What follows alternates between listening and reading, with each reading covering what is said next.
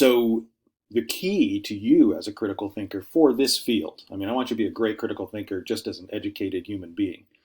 But for this field, it's sort of to be able to look intentionally at the things we're doing today and ask the uncomfortable questions like, well, is this what we should be doing? And how would we know if this is what we should be doing? And what are the data needs that we lack to help us sort of evaluate that? So let's use COVID. That's all over the news, so let's use that. So as of yesterday, our best estimates on the number of Americans who have died from COVID-19 is 183,069. It's a pretty big number. It's a lot bigger than what we might have assumed months ago. So we can start to ask some questions about that number. First, is this something you knew as an engaged citizen of the U.S., of any country? And if you didn't know that number, what did you think it was? Did you think the number was much smaller, much bigger? Had you not even thought about it? So if you're going to start to engage in critical thinking, you got to ask yourself questions about yourself. Are you just not concerned, incurious about the world, things like this? And there are people who go through their whole lives like that. And they might be intelligent people, but they're not good critically thinking people. And we want you to be good critically thinking people. So, and of course, some people really want to, but they're unsure about how to go about it or what the trusted data sources are, that sort of thing. So let's get ready for a little real talk with Dr. O, right? The first step to critical thinking is that, and I hope my face isn't in the way of the text here. There we go. You've got to care enough about some issue to want to do the work that it's going to take to understand it. So, as I mentioned, critical thinking does not come naturally. It's not just about being smart. It's willful, it's intentional, and it takes practice. So you gotta be interested in putting in the time to really understand an issue, to really be thinking critically about it. So let's start with that number, that 183,069. First, where is it coming from? You want to know the source of the information that you're getting. And that's not just because there are intentionally biased sources out there trying to mislead us in one direction or another. It's that different sources of information have different biases built in them. So what do we want to know? And some of the things you want to know are, can you track the source data? Right? If you can't track, if you can't reconstruct where that data came from, that's a big red flag. That means that you're missing critical information, and somebody along the line is maybe not intentionally trying to mislead you, but is leaving you out of the loop. You want to be able to be in the loop. So when we look at that 183,000 figure, it's coming primarily from that source that I use was a source called Our World in Data. And they are a sort of like a data management and graphics producing science group that sources everything. So from their data, they've got, you can always click on these hot links for their sources. They tell you exactly where the data came from. There's a GitHub link that has their code that they use to put their spreadsheets together. And in this case, that number is coming from their primary source is the European equivalent of our CDC, Centers for Disease Control. So it's just the ECDC. They used data from the World Health Organization up until March 18th, but since then they haven't used WHO data. There are some other groups that are sort of tracking things on their own, like Johns Hopkins University has a wonderful series of data compilations and a website where they're keeping track of this information. But as you keep going and digging down further and further and further, it's ultimately coming from our own state health departments. So if you look at the European CDC data, well, that's coming from the American CDC. The American CDC is compiling their data from all of the states. So ultimately, when those among those 183,069 dead Americans are sadly now 800 dead Oklahomans, and that's information coming from the Oklahoma State Department of Health directly to the CDC from the CDC to the ECDC, and then visualized here. So you can have questions about what information goes into that ultimately, like what are we going to count as a COVID death? And there's a lot of internet chatter about that, for example. But what we're going to do is we're going to trust first our state health departments. So just going with what they report, and just the fact that we can track that and we know what they're reporting means that we've got a reputable source of information here. So the number, pretty straight. Here are just a couple of ways to test that. Here's a plot of the U.S. deaths, cumulative. We had our first death on March 1st. And this is, you see the increase, and we get to the end of August, and we're at this 183,000. This is one source, so that's the our world and data source. Down below in this little box here where it says U.S. total cases 6.01 million and deaths 183,000. So about the same number, and that's coming from Johns Hopkins. So in this case, these are sort of independent things pointing to the same number. We know we've got about 180,000 people who've died, at least, of COVID in the U.S. So the data we trust. They're objective, they're replicable, they're available, they're downloadable, they're traceable, all those things. Those are the things we want. Just like in any scientific paper, when you read the method, just like the method should be detailed enough so that someone else could do the same experiment. That's what we want. So we have that here. So that's step one. Pretty good. All right, well, what do we know about it? What about that 183,000? Is that a bad number? I mean, there are 328 million or so Americans, and 183,000 is quite a bit smaller than that. So is this the kind of mortality we would see that's typical of, say, a regular flu season or a bad flu season? The answer there is no. It's quite a bit worse. So the one that's usually compared is the last pandemic we had, which was 2009, 2010. And over a course of an entire year of monitoring for that H1N1 influenza, the official death count for us is 12,469, which is quite a bit less than 183,000. However, even that one wasn't the worst flu season we've had in recent years. The worst one we had recently was actually 2017-18. And that one left us with 61,000 dead people, which is a lot. But still, if you had a choice, I was going to say, hey, would you like $61,000 or would you like $183,000? You go with the 183 because it's quite a bit larger than 61.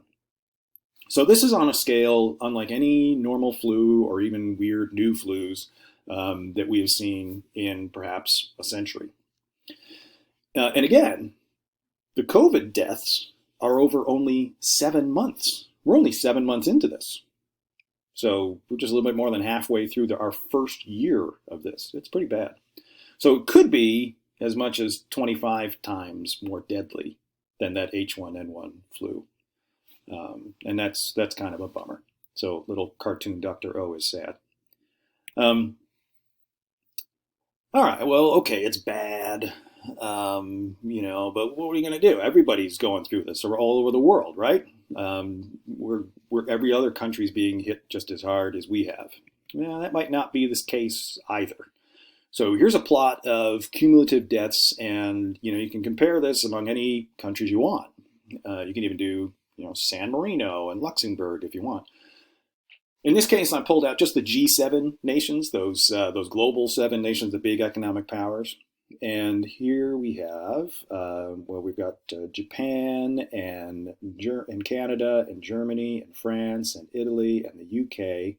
And they're way down here with deaths. Italy might be the worst. No, UK is the worst at just about 40,000. And we're way up here. So that's quite a bit different. But of course, the US is a lot bigger than those nations. So obviously, we're going to have more dead people overall. So what would be a better comparison? Well, we could, again, this is critical thinking. This is how we're thinking about the data we're accessing to help us understand something. We could compare the US to something that's more in line with our size and our population. So maybe we want to compare the European Union, the EU. We could do that, but the EU actually has quite a bit bigger population than we have. So that gets a little bit muddled too. So even though our land area between like European Union countries and the United States is a lot more similar, their population is almost twice as big.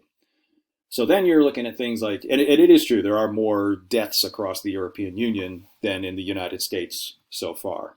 But then you have to look at like deaths per percentage of the total population. So better would be to just look more at mortality per capita. So how many people per 100,000? How many people per million? Something like that. So here are those same G7 countries with mortality per capita. And this, I think, is, per million. So COVID-19 deaths per million people. And I think the next slide just makes that a little bigger. So here we go. Japan way down here. So they're beating us by a country mile. Germany beating us. Canada beating us. France beating us. We're not quite as bad yet as Italy or the UK. So per capita, at least those two countries are worse off than we are in terms of the mortality they've had. Only, do you see something else in these data that would give you pause to get too cocky? Good, you're smart. Yeah, look at the shape of the data. So all of these other countries have actually, flattened their curve in terms of mortality. So the rate at which new deaths are coming in, even though the total number is higher in the UK and the total number is higher in Italy, the rate at which they're increasing much lower than we're seeing. We haven't even turned the corner yet here in the US. So we're going to blast past these two countries very soon. And then we will be, of the G7 nations, absolutely, unequivocally, objectively, the worst response among the G7 nations. There'll be you can't argue that, but the data are what the data are. So that's taking the data and comparing it in a way that makes sense. So we're trying to get to apples, basically. So you just learned a few things, I hope, maybe I did too, about critical thinking. Understanding a phenomenon is not about being smart, it takes effort, and it's a decision on your part to do it. So it doesn't come naturally, you have to decide to do it. Above all, you have to pay close attention to the source data that you're using. Are they replicable, traceable? Can you go all the way to the original sources? All that sort of thing. Once you have that, then what you want to know is context. Are you comparing apples to apples? So you might be putting something in context to a past condition. So based on where you were earlier, where are you now? You might be looking at some historical thing. So where are we today compared to where we were with, say, the H1N1 flu or the 2718 flu or something like that, or even the pandemic from 100 years ago. And then the other thing you might want to do is, can we compare this to other similar examples and see how other examples of this have played out? And if you're doing those things, if you're making a decision to really put in the time and let the data decide, what's really going on, regardless of your preconceived notions, your biases, what you wish might be the case. Just let the data figure this out. You decide on the quality of those data. You decide that those data are good, and then you put things in context, and that's how you begin to understand them. And that's the broader lesson of critical thinking that can be applied to just about anything. So if we want to be good critical thinkers, then we have to do this too. We have to keep asking about how we're thinking and ask, what are we missing? What are we getting wrong? Where could we be led astray in what we think is going on? So a thought question for you is, if you just look at the comparisons we just made of the US response to COVID-19 in terms of mortality to the other G7 nations, and we demonstrated that we're in really bad shape and we're about to be probably the worst of all 7. So what's something that could throw a wrench in that analysis? Right? What's something that could render our comparison to the other G7 nations problematic or difficult, or who knows? So I'm going to actually pause the video for a minute and give you a chance to really think about that, and then we'll come back. Let's see if this works. Did that work? Did you have a pause? I took a pause. I took a sip of tea. Okay, well, let's see. If we want to look at where we could be wrong about what we think is going on, there are a couple of ways to do it. For example, are we comparing among nations for which maybe some of the other ones have a vaccine? That would be something that would be really critical information we would want to know, that would say that our comparison is not going to work. Another one would be that we're making some assumptions in comparing populations across countries. So we're assuming that the rate of sickness and death in those countries would be about the same. So is it possibly the case that certain countries have a higher percentage of their population who have a genetic makeup that makes them more or less susceptible to something like COVID-19? Are some countries, do they skew older in population? That was actually something that really affected Italy early in this pandemic. Other risk factors. So smoking is a risk factor. Vaping is a risk factor. So what's the percentage of those behaviors within populations? Obesity rates can vary quite a bit among nations, and obesity is a risk factor. Asthma is a risk factor. So those sorts of things are where you really get into the nitty-gritty of epidemiological analysis. And to fully be able to compare, make those kinds of really informed comparisons more delicately and probably more pointedly than we did in this exercise, that's the kind of stuff you're going to want to know. Can we really compare among these populations? So let's get closer to home.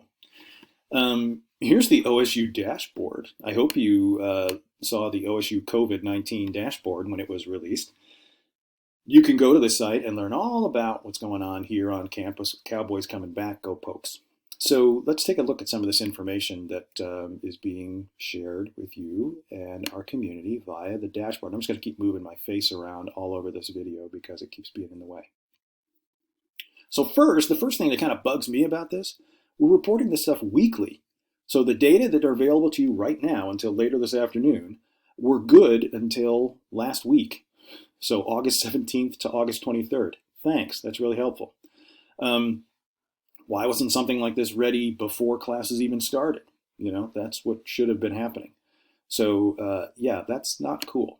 But we've got 49 cases during that week, were reported at University Health Services out of 550 tests performed. And that gives us a test positive rate of 9.07%. We also had 108 cases where somebody tested outside UHS and reported it to OSU.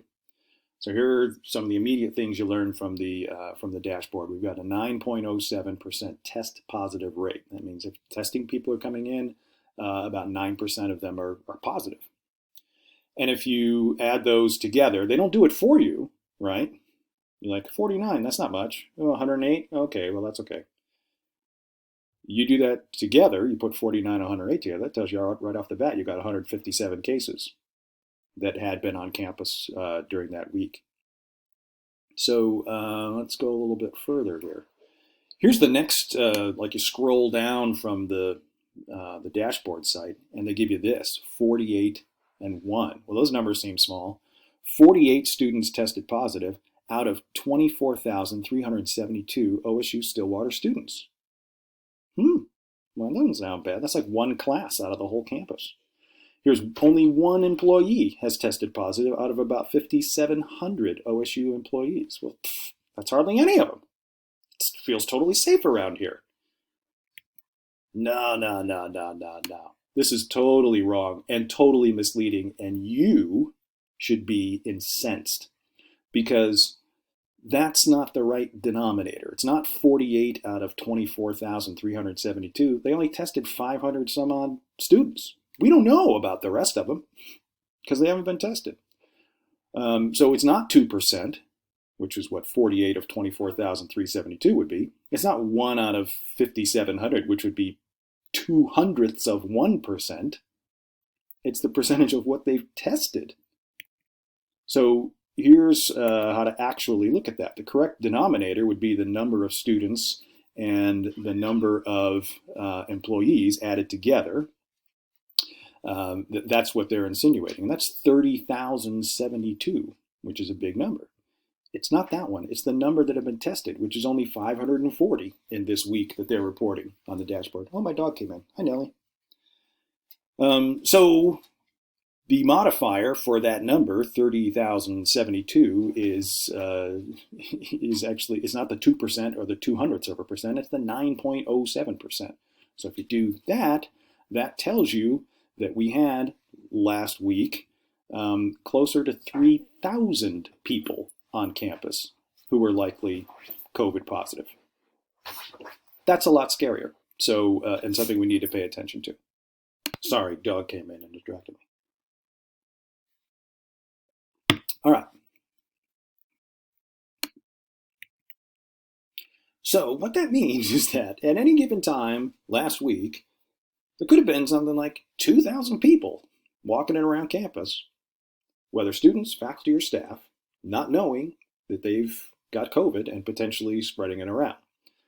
And I don't know, that's not good. That's really not good. Here's where we've been statewide in terms of deaths. I've been tracking this since the state health department started providing these data earlier in the spring. So I went back to March 1st, which is when we had the first U.S. death, and started plotting average daily deaths over a 14-day period. So some days are super high, some are low. Most of the super low days are because they weren't reporting over the weekends. So you get like a 0 thrown in there and then a big number. So the averages are sort of bouncing all over the place, and I actually don't have the error bars on these because they're kind of distracting because they're so big because of that. But because it's a 14-day average, you got a pretty big sample in each one of these bars. And we started picking up deaths in Oklahoma by the latter part of March. And then we had our first big spike in April. Now, a good bit of that spike in April was specific outbreaks in Oklahoma City and Tulsa, and especially in Guymon, Oklahoma, at one or more of the meatpacking plants there. But then things kind of tailed off. And we can take a look at this in terms of these little bubbles here are what OSU did in response. So it was March 12th that OSU announced that after spring break, those next 2 weeks, we're only going to be online. So everybody scramble, figure out how to teach online, and then we'll wait and see after that. Obviously, we never came back. By May 1st, OSU announced their commitment to open for face-to-face classes come August. And I thought that was a really dangerous idea and started complaining about that idea then. But no one listened to Dr. O, and no one listened to Dr. O. And even though the number of deaths were going down into June, the number of cases was starting to go up. So I started complaining more loudly, blah, blah, blah. And then, of course, I was right, just like Ian Malcolm in Jurassic Park. Because if you follow the data, you can't be wrong. So we now are seeing a big spike in deaths, much bigger than we had in April. We're up in we just finished on August 29th, the latest 2-week period that I've been doing. And that got us to 10 deaths per day. So a new high in deaths per day. So statewide, deaths not doing great. They're going up, just like the data said they would. This was obvious to anyone who was taking the time to look at the data. The data from the Oklahoma State Department of Health. If we look at cases, so here are cases and deaths at the end of that month. So by the end of March, we had 565 cases and 23 deaths. By the end of April, we had 1,217 cases, and we had 199 deaths, which was pretty bad. And then our deaths went down, our cases went down a little bit by the end of May, and that's when everything really opened up again. By the end of June, we didn't have that many deaths that month, but our cases had a big spike. This, by the way, is when our governor was saying that we had been plateauing for several weeks. Not true. Not at all true, according to his own data. By the end, from the end of June to the end of July, deaths are creeping up. So like 100 more deaths in July than we had in June. Our deaths are doubled at least, or our cases are doubled at least here. And that continued because we just opened up all the schools. So now from July to the end of August, this is where we are. Knocking on the door of 9,000 active cases in the state right now. And August just blew away all the other months, even April, in terms of the number of dead people in our state. So these are the absolute wrong conditions to be opening schools, opening businesses, opening restaurants, and things like that. It's much, much worse than it was back in the spring when we first closed down, because we never really closed down. Anyway, which brings me to testing and all of these little Muppet faces I've got over the screen. These are 100 little bluish faces smiling back at you because none of them have COVID. There's a percentage of people in a population that if they have some sort of communicable disease, spells either disaster or that you're on the right track. And that percentage for this particular disease is lower than 3%. So this is where we should be. So these are 100 little faces, and the yellow ones are the sickies. They don't know they're sick yet. But if we were testing all of these 100 people randomly and doing that frequently enough that we could keep track of their data, and any that do become sick, we could isolate them for quarantine and then contact trace them to test other people we know were in contact with them, we could get a handle on this thing. And this is exactly what's happened in other countries and in other states. Remember, South Korea had their first death the same day we did, which was March 1st.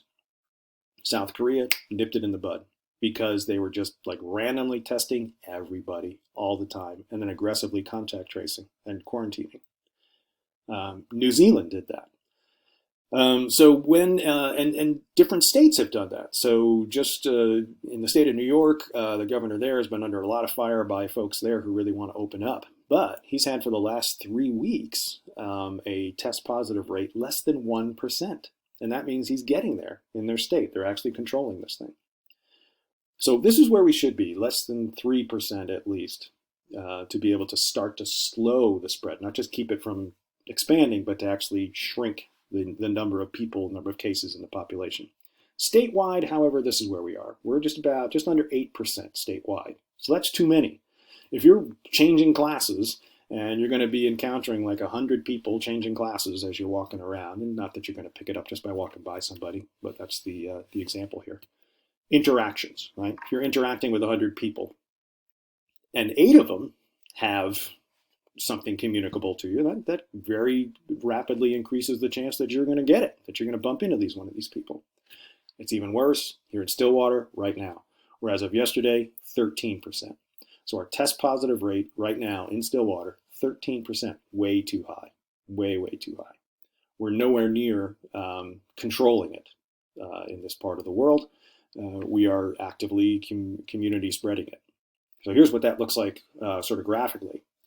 By the end of August, we had a test positive rate of 7.7%. Again, we're trying to get below 3, or that's what we should be doing. I'm not sure if we're trying that hard. You can look at the number of cases in terms of the number of tests that are administered. So if we look back at the number of cases, let's say in March and April, that's not a good comparison. We really don't know how many cases we had back then because we were doing very few tests. We only had 3 tests done by March. We only had 63 done in April. This isn't total. This is like number per 100,000 people in the population. So it's the rate of testing. We started to ramp up testing a little bit better in May. So we ended up at the end of May with 116 tests per 100,000 people. But even that, not good enough. So we slowly increased. We got up to 168 by the end of June, finally cracked 200 by the end of July, and we're not much better than July right now. We need to be doing, closer to 550, maybe 600 tests per 100,000 people per day, and do that consistently for weeks to be able to know who actually has it, to know who we should quarantine, to know who should be contact traced. That's the only way we're going to get a handle on it. So you can look at things like, look at our number of cases at the end of August and compare that to the end of June. Well, that was a 2.66 times the number of cases in August, but it was only a 1.28% times increase in testing. So we've got a lot more positives out there. It's not just because we're testing more, it's the rate at which we're finding positives in the people we test is also increasing. And that's a bad, bad sign for community spread. So all of these things that we've just seen going through this example provide us with opportunities to access data, to put data in context, and to help us decide what's going on, make a decision, plan our next move, that sort of thing. That's all part of critical thinking. And one of our greatest critical thinking champions was Carl Sagan. He once said that knowing a great deal is not the same as being smart. I like that. Intelligence is not information alone, but also judgment. So the manner in which information is collected and used. Good one, Carl. Here's Nikki Giovanni, who's an American poet, and she's got a $1 million smile. Mistakes are a fact of life. Yep. It's the response to the error that counts. And that's true too. One of the most important things you need to develop if you're getting into critical thinking of analyzing anything is to be willing to be wrong. And that's so hard for people. It's absolutely not the way we're raised. You're supposed to like think from your gut and stick to your guns and all that kind of stuff. And no, you're supposed to follow the data because what you think is just your experience and it's limited by your experience. You have to, as a critical thinker, access things outside of yourself. Things you haven't experienced, things that are outside your own biases or the way you want to live your life. You have to let the data decide what to do. So we're wrong all the time. And scientists will often say, oh, I was wrong about that. Thanks. And, where do you ever hear politicians saying they're wrong? It almost never happens. So good critical thinking means being willing to be wrong and admit that and be fine with that. Bill Nye. Science, the best idea that human culture has ever produced. If it isn't, we'll use science to figure out what it is. Oh, he's so witty. And then the last thing about critical thinking, and what Bill's talking about here is, well, how would you figure out if you're wrong about something? Well, the only way to do that is to look at it scientifically, to set up controls and have methods and analyze those objectively and all the things that we associate with science. How else would you do that? There are other ways to know the world, obviously. There are ways to experience the world. But to really understand something that's going on objectively, you would use a scientific method. And then a huge part of what we do, one of the things I try not to do is stomp on previous generations too hard. Because very often we forget the history that they lived through. So I love this quote from Bob Marley's Buffalo Soldier. If you know your history, then you will know where you're coming from. Then you wouldn't have to ask me who the hell I think I am. So know your history. In our case, right? So one of the examples for critical thinking and wildlife management is this deal about, hey, we shouldn't be killing predators. Well, why were people killing predators? They were killing predators because the prey were almost extinct. Places like Pennsylvania. So I lived for 9 years in Pennsylvania. Pennsylvania is just crawling with deer. I mean, it's they're just deer. Every couple of miles down the highway, there's another dead deer. But it didn't used to be that way. At the turn of the last century, market hunting in the late 19th and early 20th centuries had decimated even the deer population in the state of Pennsylvania. So much so that the nascent sort of Pennsylvania Game Commission, the brand new department at the state level that was set up to try to manage game species for the state, brought in deer from elsewhere. They actually imported deer from Michigan to restart our herd. So for, you're looking in like the 1920s and the 30s and the 40s, this was a time when people are really trying to just build those populations up again that had been pretty much extirpated. So the last thing they needed was a bunch of wolves and bears and mountain lions and things like that around, taking the deer from the herd they're trying to build back up. So it's understandable, that in Leopold's day, they would have been, a lot of folks, not everyone was, but a lot of folks were kind of anti-predator. That was anathema to what they were trying to achieve. So history's super important. Critical thinking, then, it's a process of purposeful, self-regulatory judgment. It means you're purposefully thinking about how you're thinking. You're looking back at yourself and how you're assessing information.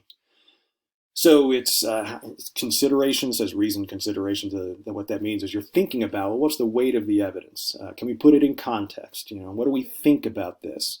What methods have we used? What criteria are we setting out ahead of time to make a decision about something? We all have unstated biases. Even critical thinkers have unstated biases towards critical thinking. So you got to recognize that up front. Be honest about them and just recognize them. Ego neutral. That means if you're wrong, you're like, oh, okay, I was wrong.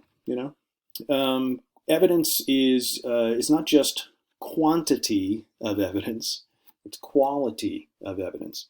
You'll sometimes hear this expression that the plural of anecdote is not data, and what that means is you can have a lot of anecdotes. Somebody had something happen, and a lot of people are saying something like that.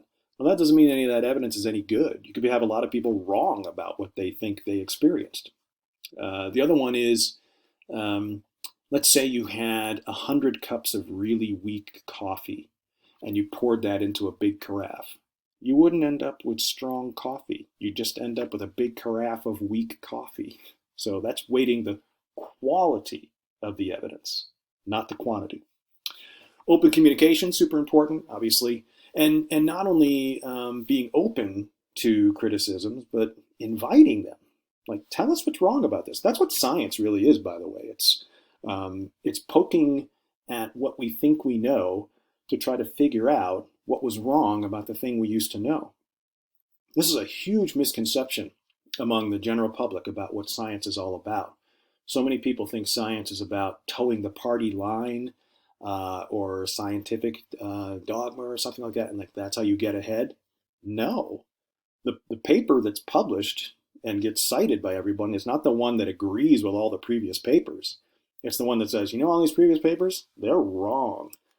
So we're always, as scientists, trying to prove each other wrong. It's the opposite of what most people think science is. And you're scientists, so you need to understand that. So how do you know if you are practicing good critical thinking? Any issue you're discussing, whether it's wildlife management related or not. First thing to ask is, well, is this true? Which is kind of a throwaway question. The more important one is, how do we know it's true? So if there's something I think is true, well, how do I know that? Is it because I think that? I have a feeling about that? That's just sort of what people have said. So you got to evaluate the evidence that leads you to that conclusion that this thing you think is true is in fact true. And then to weight the quality of that evidence, what would it take to convince you that you're wrong about this? If there's something that you think is really important, what would change your mind? Now, in America, the answer is nothing would change our mind. We're stick to our guns. We are faithful to the end. Nothing's going to change our mind. Okay, that's fine, but that's not critical thinking. If nothing would change your mind, that's a sign that you're not thinking critically at all. You've made a decision. It doesn't matter what evidence comes up to refute you. You're just going to ignore that. That's not critical thinking. So when you are, let's say you're having a conversation with somebody about trying to figure out what you're at an impasse, and if you want to get out of that impasse really quickly, you can ask that question. It's like, well, what would it take to convince you that you're wrong about that? And if they say nothing would convince me that I'm wrong about that, you say, well, thanks, and then you can walk away, and you don't have to deal with that person anymore, because You can't reason someone out of a position they didn't reason themselves into. That's critical thinking.